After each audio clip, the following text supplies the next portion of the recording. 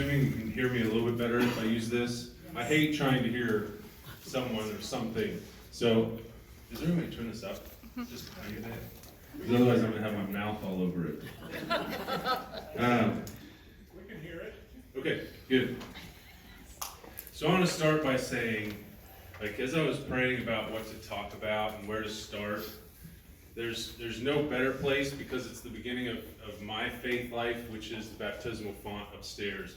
And this parish has been such a gift to me and my family that I thought I'd just kind of refresh a little bit how impactful it's been on my life just for the beginning of this. So I was baptized by Father Ivan Eck, and I'm the seventh of 8. Most of you know me. I've been running around this place forever. I left a lot of skid marks all over years ago. Hopefully, I've kind of worked my way back into your good graces. But I received my first communion upstairs, my first confession. I remember my priests. My kids are receiving the same sacraments in the same parish, baptized in the same baptismal font. They have my same teachers. I don't know how many storms those beautiful bright candles have made their way through, but they were pinnacle to the thunderstorms in Wichita in the Powers house. You know, the first communion candles all of our kids get? They're wonderful. The bright blues and the pinks, and there's 8 of us, and we all had them, and they lasted forever. Okay. I remember Mrs. Canada catching me making out in the stairwell. I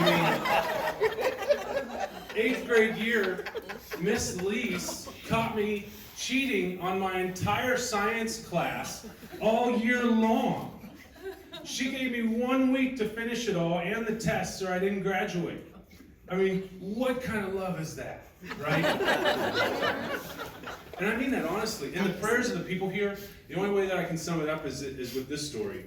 And the ones before this, the ones after it, the ones happening now are summed up in this. So I was on my probably 5th trip to Vegas. I was about 21, 22 years old. I was running hard, drinking hard.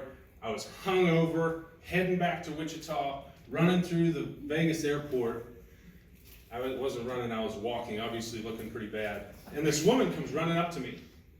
And she stops me and she goes, "Are you Austin Powers?" And I was like, "Yeah." She goes, "Hold on a second." Pulls out her purse, pulls out a piece of paper with my picture on it. And it was an email thread. And it was from like a year earlier. And it said, "Please pray for Austin Powers." And it was from a Blessed Sacrament parishioner. She goes, "Me and my husband, we've been praying for you ever since we got this. And we're sitting over here waiting for our flight. And you came walking down." I was like, "I think that's Austin." And so I came over and thought I'd say hi. And I was like, dropped to the floor. I mean, I didn't know what to do. That moment was the beginning of God's work of a long journey that I started. And they were answered by all the prayers of you guys. Remember when we used to have petitions at Mass? When you'd pray for the people who were sick and the people who had died that month? My name was on there all the time. And I loved it. I loved it. Because I knew the power of prayer. I had a sister with cancer. It totally made sense to me. Okay, sorry. Okay. So then fast forward a little bit. I get back to Wichita. You return after something like that, like after a great confession, a great moment of consolation, spiritual consolation. What do you go back to? You realize the world you left was the exact same as you left it, right? All the decisions, all the stuff, all the habits, all the friends, all the places you go to, they're all the same. You felt different, but the world was the same. So I went in panic. And I came where? Here, to Father McKnight at the time. I said, "Father, put me to work. I need something to do. I have too much time on my hands. There's a party every night of the week. There's something to do and somewhere to go to, and I just need something." And he said, "How about junior high youth group?" I was like, "Oh, maybe I'll do that. That sounds good. I got a bunch of nieces and nephews. That's right up my alley. Okay, I'll give it a shot." I mean, it wasn't 2 years that our junior high youth group, which was just 7th and 8th graders, if you guys remember this, we had 60 to 70 kids every Thursday morning at 6:30 a.m. coming to Lectio Divina, Bible studies, before school. It was beautiful, and this was for several years over. And selfishly, I did it at the time. I remember thinking this, that if I do this now, right, I'm always trying to figure out what am I going to get out of this selfish side of us. If I do this now, maybe one of these kids will come back and run youth group when my kids are older. Maybe. So selfishly in doing that, that was my goal, and that's where my prayers were for all of your grandkids and your kids, just as you prayed for me, in the exact same way.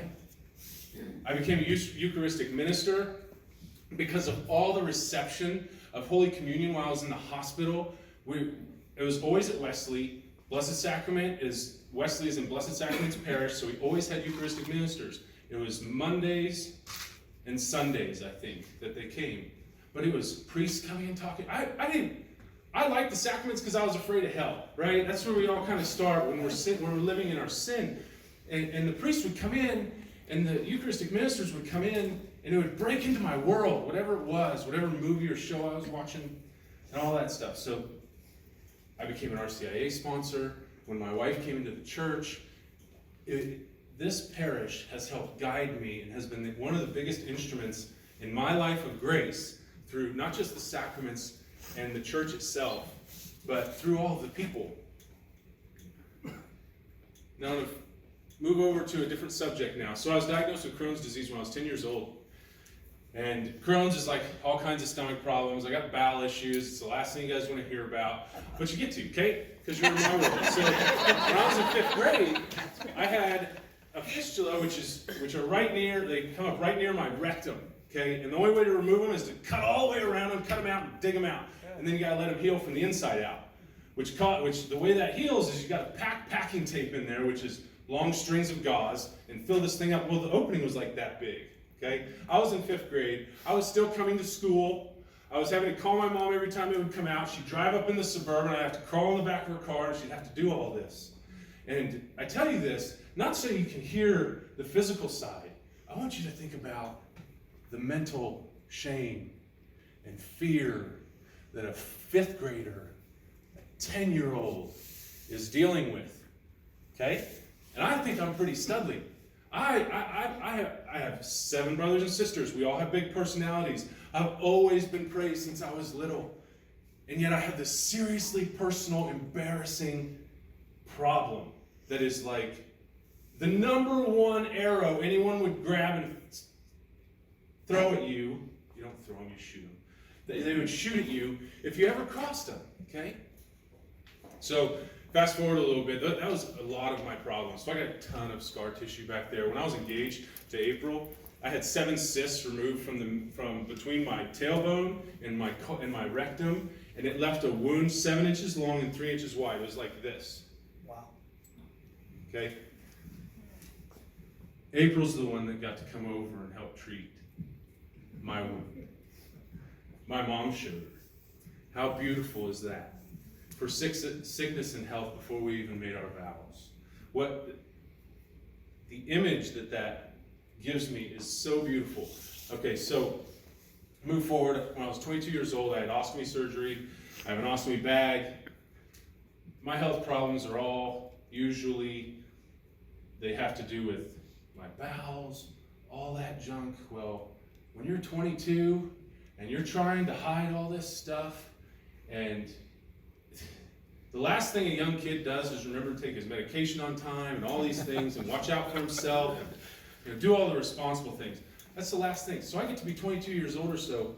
I have an abscess forming on my backside. It blows a hole in my colon. So now, in a Crohn's flare, which is tons of diarrhea, it's going now through an open wound that's big, and it's the most painful thing ever. So that year I had 10 surgeries. Long story short, my 10th one was ostomy surgery. So I get through dealing with that. I was so sick while I was in the hospital. After the surgery, I got a blood infection, which got into the lungs, and I just kept getting worse. So I weigh like 280 right now, 275. I was 150 pounds. Same height, 150 pounds, 22, 23 years old. And while I'm in the hospital, I had a couple of bad nurses. And so my mom, she lined up friends of the family, parishioners here, all kinds of people to come and just sit and watch, right? So they just come and sit in the room. When you're in the hospital for a month, 2 months, I mean, you get bad nurses. They exist, sadly, especially on the weekends when they're traveling nurses. You get a few real winners, but for the most part, you don't deal with that. But they exist, and I had some bad experiences. And so my mom had someone sitting there the whole time. And the entire time, think of my personality, think of me. I'm always thinking that I have to do something to please someone, to make them laugh, to keep them involved, to do this. And I couldn't give that to anybody. I didn't have anything to give. I didn't have anything to give anybody. I just wanted someone to come and sit down and just sit with me. Because I didn't want to be alone. Being alone in your suffering is literally hell on earth in a lot of ways without Christ. And that's where I was. And so having these people come in, I remember at that time, I just remember thinking, this is what you feel like, Lord. You're in tabernacles across the world, just wanting us to come and spend some time with you. You just want us to sit with you. And I understood it. It made so much sense that I've not gone without an hour of adoration since I got out of the hospital. And that is an image that I'll never, ever forget. So go from there to Father Lorimer, who was one of our pastors at the time. So he was coming and seeing us. I'm getting my last confession, my last communion. I was given my last rites. All that stuff. He asked me at the end of it, he goes, so what do you think of all this? And I'm like, Father, I thought God had different plans for me. I thought my parents raised me right. I have a great dad. I know I'll be a great dad. There's a lot of bad dads out there. Why would he take me? I want to be a good husband. I know what a good husband can do and what that looks like. I don't think he's done with me yet. He looks at me and he says, if that's what you think, then you're not going anywhere. And this young man who hadn't stood up and gotten out of bed in weeks grabs Father's hand, stands up, walks out of the room where my family's all sitting at, and I was home 3 days later. 3 days later. And that was the beginning. Now fast forward 6 months. I'm hanging out with my buddies at the pump house. We're all drinking. I mean, we were hammered. And I'm leaving with the girl that I took, and we get into a huge fight right outside the pump house. 6 months after this surgery, 6 months after that kind of conversion experience. Holy cow. We get done. People went to jail. People went to the hospital. We were in court. It was a nasty mess. It was a nasty mess. And that was a rock bottom for me. Another one. Okay? Another one. Go ahead, 10 years? April and I hadn't been to the pump house since that night. April and I go to the pump house for dinner or something. We're leaving, and I see, sitting in the car, one of the guys we got in a fight with as we're walking out. And I'm like, oh, okay. April, I got to go over here and talk to this guy. Take my keys. Go get in the car. So I go over, and I'm like, fella, I'm Austin. 10 years ago, man, we got into a huge fight here. I was like, that was a terrible moment in my life. I was in a terrible place. I am sorry for everything. I hope you can forgive me. He goes, dude, this is my wife. That was like a rock bottom for me. I vowed never to get in a fight ever again after that night. It scared me to death. He's like, we got a couple of kids. I was like, we got a couple of kids. We gave each other a hug. We said, see ya. And I went and got in the car, and I was like, babe, you're not going to believe this. I'm like, oh my goodness. I tell you that so that we can continue to see the footsteps and where God is when we continually say yes. Now let's go to, I want to jump really quick to April, our marriage, and how God has used that to continue his journey with me. So there's a line in a movie called Fools Rush In. I love it. It applies to April so much. It's this. Now I'm going to forget it. You're everything I never knew I always wanted. You're everything I never knew I always wanted. I was in control of everyone that I ever dated up until about a year and a half before April and I met, and I was wrong. And I was wrong over and over. I mean, I refer to it as I had a lot of divorce practice. The world we live in is training our children, training us to be really good at divorce. We live in porn land, okay? It is training us to use each other, okay? We get in relationships with people when we're young. You exchange all of your personal moments together. All of them, right? And then sometimes you get intimate, and then things don't work out, and you break up, and then you go and you find someone else, and you fall in love with them, and you're looking for this truth, but you get really good at being bad at commitment. It's the most absurd thing. I remember telling April when we were dating, I was like, I have cheated on every girl I ever met before you. How wonderful is that when you're thinking about getting engaged to somebody? But like, I literally had to put all this out on the table because that's how, the only way I was going to be able to represent myself and be who I know God was calling me to be. She reminded me at a time when I was broken of how real purity and chastity are and the power of it, okay? And our relationship moved me in a direction that opened my heart up to being more vulnerable and open to God's grace. How? So the first time, obviously being in a relationship with her, I couldn't stay living with the guys I was living with, so I ended up moving into a house by myself. And the first night, somewhere by myself, I didn't have any cable or nothing, so it was super quiet. God did what he always does. He woke me up in the middle of the night, right? And all I could think about was this Bible. It's a tech Bible that I got at a tech weekend, Teens Encounter Christ. I transferred out of Capon halfway through my junior year and started going to Valley Center. Because of that, my parents made me go to PSR and go to a tech retreat twice. This is from one of my tech retreats. I hadn't looked at that Bible since the day I left that tech retreat. So I'm sitting there thinking, I opened the Bible up to the very first page. Right? I hadn't opened the Bible in I don't know how long. And there's writing in it. And I'm sitting there looking at it. And there's messages from people, and then there's this message up here at the top in pink. Stimulated by pink because of porn land, right? Seriously. AP, see page 946. So I'm like, okay, I like a scavenger hunt. So 946, then there's all this writing. There's a message from somebody. So I start reading it. And it's talking about how great our weekend was. I had the best confession I had had in my entire life that weekend. Like, it was one of those confessions where it was like, you feel the weight of the entire world lifted off of you and you want to fly. Like, it was an unbelievable experience. So this, just going through this, was bringing back all those emotions, okay? Then it points me at the bottom of this, says, go to page 832. So I go to 832, open it up, holy cow. I had never heard this scripture verse before in my life. I'm sitting there, it's like 3 o'clock in the morning, in my bed, sitting there open to God's grace and whatever he wants to show me, and this is what I read. For I know well the plans I have in mind for you, says the Lord, plans for your welfare, not for your woe, plans to give you a future full of hope. Dude, I'm here to tell you, I read that and I was introduced to the God that I was baptized into his family at that moment. Okay?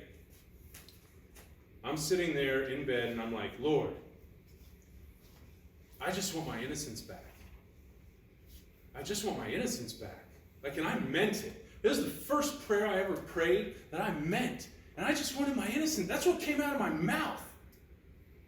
And from that moment until months after our marriage, our wedding day, he overshadowed our relationship, me, the lust, all the stuff that I'd been struggling with went away. And he kind of reminded me through that time what I was created for, what my purpose originally was. And it was the most beautiful thing, okay? Now come forward a little bit to an experience I don't recommend any of you doing. April and I are engaged. I was so in love with our Lord. I told you I had cheated on every girl I dated before my wife, for the most part. And now I'm in love with my Lord. And you know what? I felt like I was cheating on April. Because I was so in love with Jesus that I broke up with her to discern the priesthood, because that's what a good Catholic boy does. So, but I wanted to answer fast. So I end up where? In the Adoration Chapel. right upstairs. And I did something I don't recommend any of you do. I played a little Bible roulette. Okay? Now, let me tell you where I landed. I landed on the Gerasene demoniac. Okay? Mark 5, chapter 1. And I'm just going to read a little bit of it to you because I want you to understand the impact. That me sitting there going, Lord, if you want me to get married, you better make it obvious. If you want me to come and be a priest with you, I'll set it all down and I'll do it, but you better tell me now. There's too much on the line. I'm too old. I got too many health problems. If this is happening, my whole world's changing. I'm 27 years old. I'm not 18. Okay? This is what I read. So, give you a little back. Gerasene demoniac.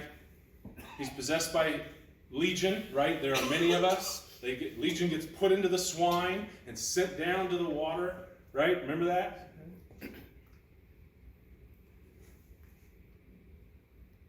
So this is what it says.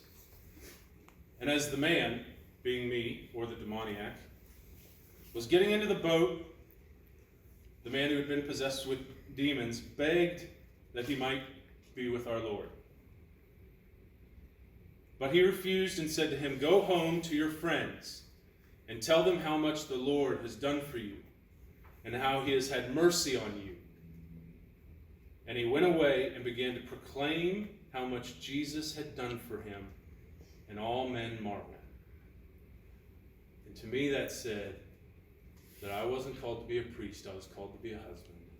I was called to go back to my family and my community, which I think it's kind of cool that I'm here telling my story, right? Yeah.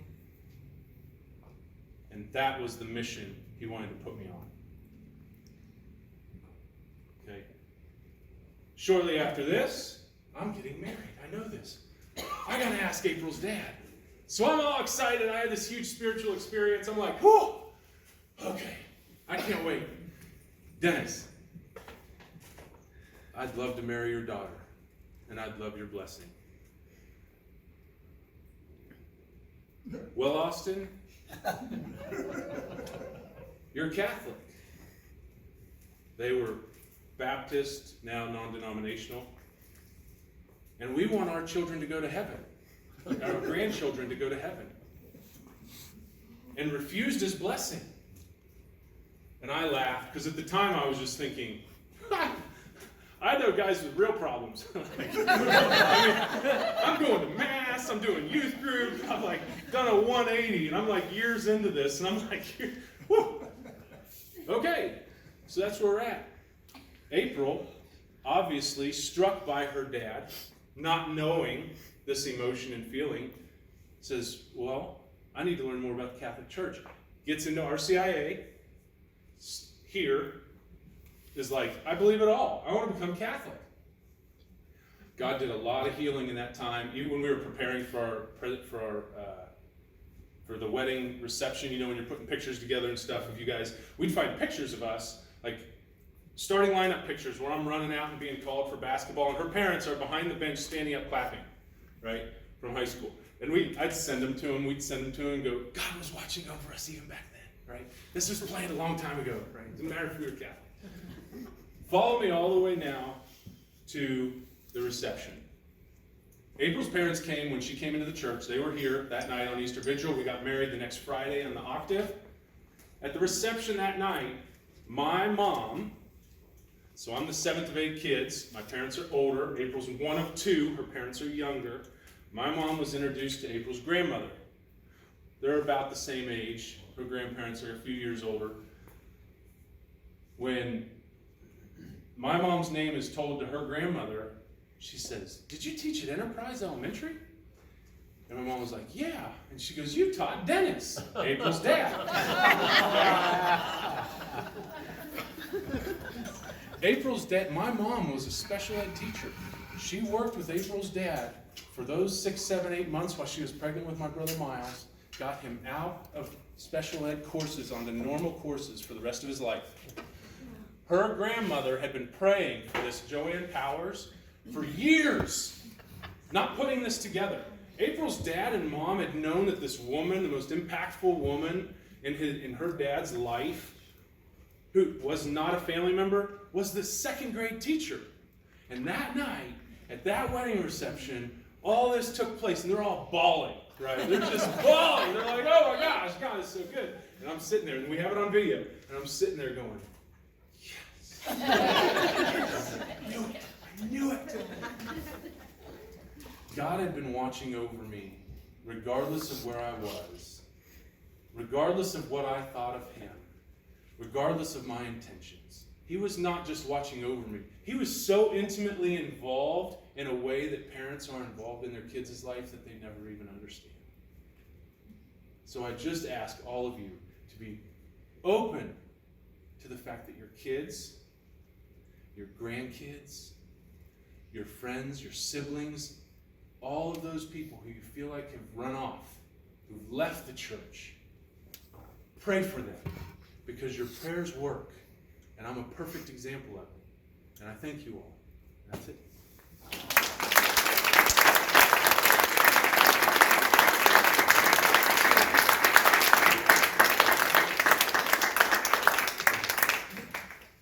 So part of this is, now that we've heard Austin's very wonderful story, Deacon Ty is going to give us a little bit of catechesis to kind of show us, a truth of the faith that is shared within a story.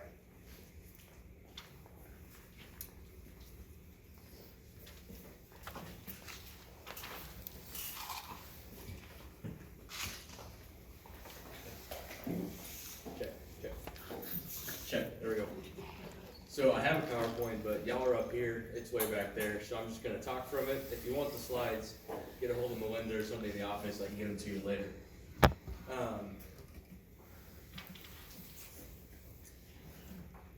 So I don't mind the word catechesis at all, but I think what we think of is like CCD or PSR. It's like, well, I'm going to class.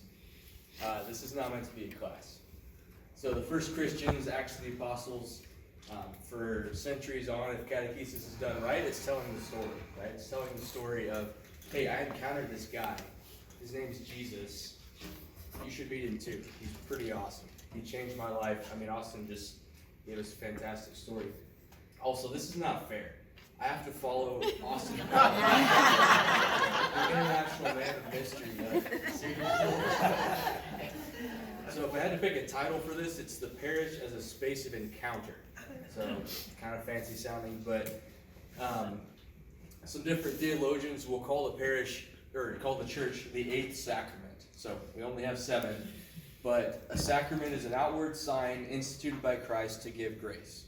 So the parish is the place where we all have this visible sign that God is working in people's lives, because they show up to Mass maybe daily, weekly. They receive the sacraments, and grace is given in the church, in the parish. So that's why it's called the eighth sacrament. But I think we can underestimate the kind of impact that the church, that this parish, that any parish that we have, that our own personal witness can have on somebody's life. I mean, Austin's one example, and Samantha's got a bunch of people lined up of other examples of ways that they have been touched by people in their lives.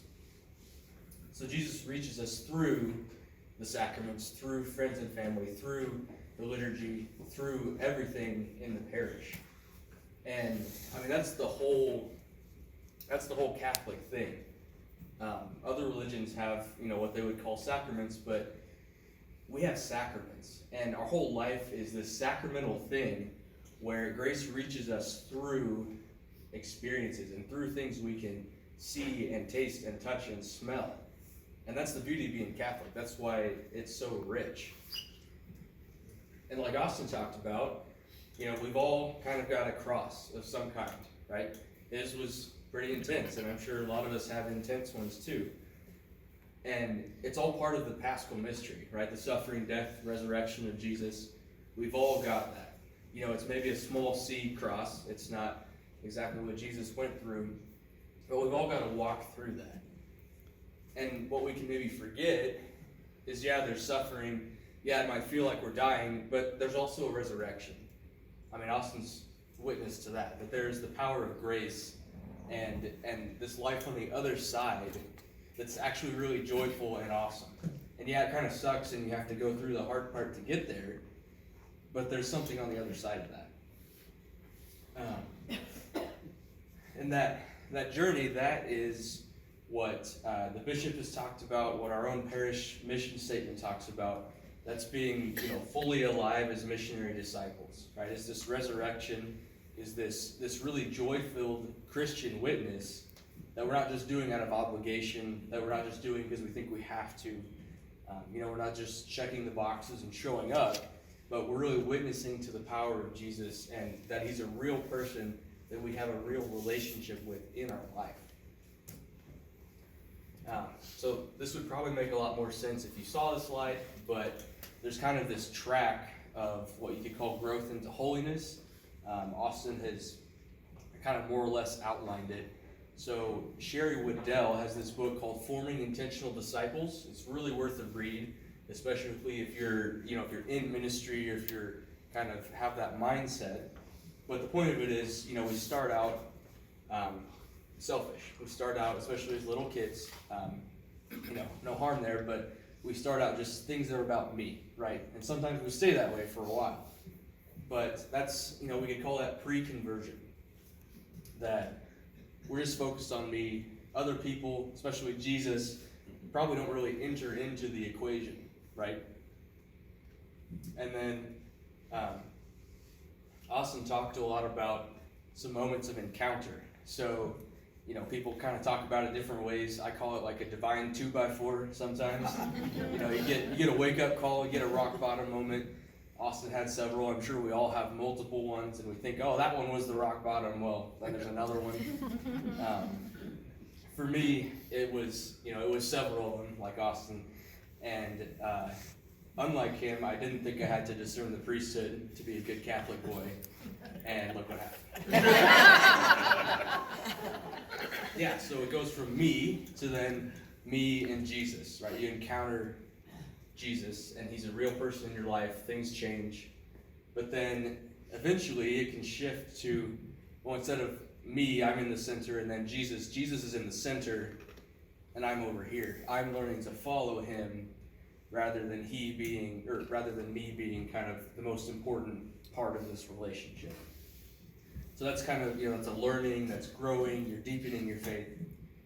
And then it goes Jesus, and then me, and other people. I want to bring other people into this orbit. I want them to meet Jesus, right?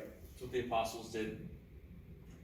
Then eventually, kind of what you could maybe call mature discipleship. That's Jesus, and then I'm pushing others toward him, and then me, because I know that I'm close enough. He and I are good, and it's about bringing others to him more importantly than what I'm getting out of it, right? So you might be familiar with Mother Teresa's thing, Jesus, others, you, J-O-Y, joy, right? That's kind of the goal. That's our. We would just be limping along without it, and we may not be as joyful as we could be. But God wants to do stuff like that in every single one of our lives. We just have to be open to it. So there's a cool poem. I had it on the slide. Again, I'll just read a couple of the lines though. So we've talked about story and telling the story, and I think stories have a lot of power. It's a way we can kind of get into a mindset. It's a different way to think about things. Austin's story, anybody else's story, right? It's what the apostles did. Flannery O'Connor was a Southern Catholic author. She's got a lot of short stories. They're pretty almost bizarre. She's really words are hard right now. She's very intense. Like the stories are really dramatic, and her point with that is she kind of has this phrase or this thesis that grace is this violent thing, and she doesn't mean that God is violent. What she means is we resist so much that he kind of has to take the 2x4 approach, and it feels difficult for us because we're resisting and we're pulling against it so much. So yeah, grace is kind of this violent thing. And then C.S. Lewis kind of backs that up, and he talks about, God whispers to us at different points. He whispers to us in our happiness, but he shouts in our pain. It's really when we kind of hit those moments that we wake up and we're like, oh, I need to start listening, right? So as Austin was talking, as I looked at my own life, and as I'm sure you guys have experienced, the poem, The Hound of Heaven, came to mind. It's pretty long. I'm just kind of read the beginning and the end. But it's a story, it's a poem written by a former drug addict. He wrote it, I think, while he was on the streets in the middle of addiction. And it's about Jesus seeking him out. So the beginning goes, I fled him down the nights and down the days. I fled him down the arches of the years. I fled him down the labyrinthine ways of my own mind. And in the midst of tears I hid from him, and under running laughter. And then Jesus says to him, he's kind of talking about rock bottom moments, all these things which I took from thee, I did but take, not for thy harms, but just that thou might seek it in my arms. All which thy child's mistake fancies as lost, I have stored for thee at home. Rise, clasp my hand, and come. Halts by me that footfall. Is my gloom, after all, shade of his hand outstretched caressingly? And this is Jesus. Ah, fondest, blindest, weakest, I am he whom thou seekest. I don't remember if Austin explicitly said it, but as we were talking, he said a lot, I was looking for God in all the wrong places, right? We probably all heard that in different ways, but everything that he sought didn't make him happy until he found Jesus. And that's where we all eventually have to get to. Sometimes it takes a lot of rock bottom moments. But then all of that kind of leads us to vocation, right? That's where Austin ended. That's kind of where we all end until, God willing, we meet God at our end. But the vocation is for service, right? It's for love. It's for serving the wider community, whether that's priesthood or marriage. And it kind of goes through a similar crucifixion, death, resurrection type thing. So at the first, it's self-awareness. And really it's an awareness that we really, really need God's mercy. And that you realize that personally, like, wow, I really need God's mercy. A lot of times that has to come through the rock bottom, through the suffering and the pain. And then, so he spoke about it in terms of chastity, which is a good way to look at it. So you understand yourself, you understand that you need God, and then there's self-possession. So I understand I'm a mess. Now I need God to help me turn that around, to be to have self-mastery, because then once I possess myself, then I can give myself. Once I'm in control of my life, rather God's in control, then I can make a real gift, right? And that's what he spoke about too. So then charity, right? Whether that's priesthood, whether that's marriage, our vocation is to self-sacrificing love, because that's how God gives himself to us. And John Paul II said, man only finds himself when he makes a sincere gift of himself. So we only really come to know who we are. Austin really only figured out what he was made to be and saw what he could be when he started really laying his life down for April and for other people. So that's how we come to maturity, and that's how we come to real happiness, is to actually lay our lives down in service for whoever that may be. So I hope this is a great motivation. It's a great kick in the pants, if you will. It's a great wake-up call, because again, we have a huge responsibility, not only as baptized Catholics, but as members of a particular parish, wherever you're from. We have a responsibility to share the gospel. And you're like, well, we're all Catholic, right? Yeah, but how many of us are still maybe at the me, or, well, there's me and then there's Jesus? How many of us, maybe not us, how many of our friends and family are at those beginning stages of discipleship? And we want to say, look, there's so much more out there. Jesus can be so much more real, and you can have a much fuller life. That's what people need to hear, and that's why we're doing this parish mission series. And it's really just a way to say, look, it's not hard to talk about yourself. It's not hard to share your story. That's what people will listen to, and that's what they end up wanting in their own life.